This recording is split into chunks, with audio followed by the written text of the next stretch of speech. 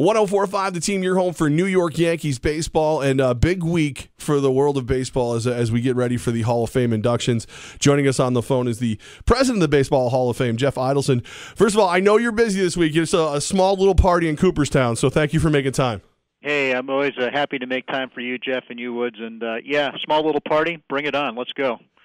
So I know Woods is most fired up about Rock Raines, Tim Raines getting into the Hall. As you're looking around and you're seeing the crowd start to develop and you're seeing the inquiries, is he the guy getting the most attention, or is it like Bagwell? You know what, Jeff, it's a good question. Tim definitely gets a lot of love out of Montreal. Their fans travel really well. They love baseball there. They lost their team, but they won it back, and they show up in Cooperstown in full force. But, what we saw for Craig Biggio a few years back with Houston jerseys leads me to believe we'll see something similar for Bagwell, who was just as popular in that clubhouse. And the Puerto Rican crowd is going to come out for Pudge like you wouldn't believe as well. So I think you're going to see a pretty robust crowd and even-handed. Hey, Jeff, and going off of what Levack just said, it seemed like eternity that Tim Raines has lasted to get into the Hall of Fame, and he's finally going in. What do you think the moment is going to be like when he takes the podium? You know what? I think it's going to be pretty emotional for Tim, just knowing him a little bit and knowing how he feels. And he's a little bit stoic, but I know this is emotional for him. People don't realize he played 23 years in the majors, which is just a huge, huge number. You start to think about it, there's only been 20 players that played longer than him, so he stuck around for a long time. Then he had to wait the full slate of years to be elected to the Hall of Fame, so he's waited an awful long time. But a guy with impeccable credentials, 808 steals, which are fifth most all-time, 2,600 hits on base more than 4,000 times, and you can't think about a guy who was a better catalyst for his team than Tim Raines was for the Expos. President of the Baseball Hall of Fame, Jeff Idelson, with us right now on 1045 The Team. Jeff, ranked this week so far as you're seeing the crowd start to come in, the people start to pay more attention compared to years past. It ranks right up there. It really does. I mean, every year has its own look and feel and twists and turns, but this is a very diverse class. You've got a commissioner, you've got a team architect, you've got a catcher, an infielder, an outfielder. They've blanket the country, some popular guys, and the excitement that's coming out of the markets where those guys played is big. So, if Mother Nature shows us the baseball fan she really is and deals us a nice high-pressure system over the weekend, we could do really, really well on numbers. Jeff, anything new in the Hall this year? Any new exhibit that we can go in and see this year? Well, there's a lot of, there's certainly a lot of new artifacts. Nothing new in terms of a specific exhibit. Our baseball records, one for the books, continues to be really, really popular, an exhibit on baseball records. Whole new ball game, which steps you through the game today right up till present, including the jersey that Robinson Cano wore to earn MVP honors at the All-Star game, stuff from Albert Pujols getting the 600 home runs. So there's lots of new things, not a new specific exhibit, but a lot that's new over the last few years. All right, Jeff, I got to go a little homer because I've been asking a question. It's pretty remarkable watching Aaron Judge this year at Yankee Stadium, and I've long wondered, like, at what point do you realize its greatness? And the way that I've kind of put it together is, at what point do people know they were watching Babe Ruth? Like, do I have to wait a year? Is it now? Is it 5 years? Like, what? As a guy who is the gatekeeper of what is greatness for baseball, when as a Yankee fan do I just go over the top on Aaron Judge? It's early, and it's early, but you've got a lot to be hopeful about because he's a terrific young kid, head screwed on really well, and that's the first step, as it is in any industry, to having success is how well you're grounded. And he's a very well-grounded kid.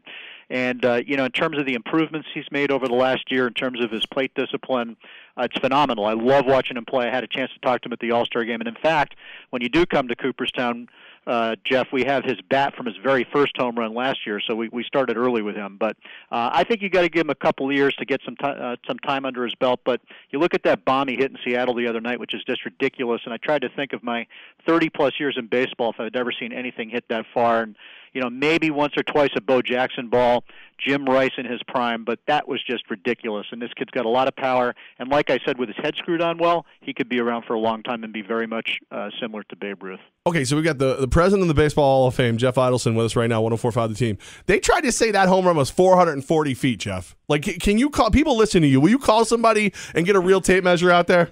Well, never let the truth get in the way of a good story, as I'm often told out of the media. But, look, we all know how far that thing went. If it hadn't hit the facade, it probably would still be traveling. I think it was the Yankees tweeted out that it went over the Pacific Ocean. That was just absolutely a bomb. So, all right, Jeff, one time that I was able to come out there, you guys were extremely gracious, beyond belief. You let me go back in the stacks. You put on the white gloves, and I got to hold Ted Williams' bat. So when do I get to put on the gloves and hold the Aaron Judge bat? Anytime you want to make the trip to Cooperstown and prove to me this wasn't a bucket list item for you, we'll get that done. Are you guys already like blocking out like hotels like 5 cities over for when Mo gets put in? Well, that's another year. That's 2019. But right. next year looks like it could be a huge year. You got Jim Thome, Omar Vizquel, Chipper Jones, new to the ballot. You got Trevor Hoffman and Vladdy Guerrero, both of whom are knocking at the door. And then you follow that up with Mo in 19, Derek Jeter in 20. And, the outlook for Cooperstown is very, very rosy as we look through our glasses this time. If you haven't made the trip, you have to. And literally, I recommend not just going, go for the night. Like, stay the night in Cooperstown and enjoy that, like, small city feel, that small town feel, and then go to the hall and spend as much time there as the next day as you can. I feel the same way. I've been doing that for 23 years, and it hasn't gotten old on me. So I would adhere to your advice because it's amazing to see people come through here and just the smile it brings to their face when they start to see things that matter to themselves as well as to their children or their parents. Jeff Idelson, the president of the Baseball Hall of Fame, about to host the one of the biggest parties in baseball. We appreciate you taking some time for us, and as soon as I'm headed out there, you're going to get a text. Hey, can I hold the bat now?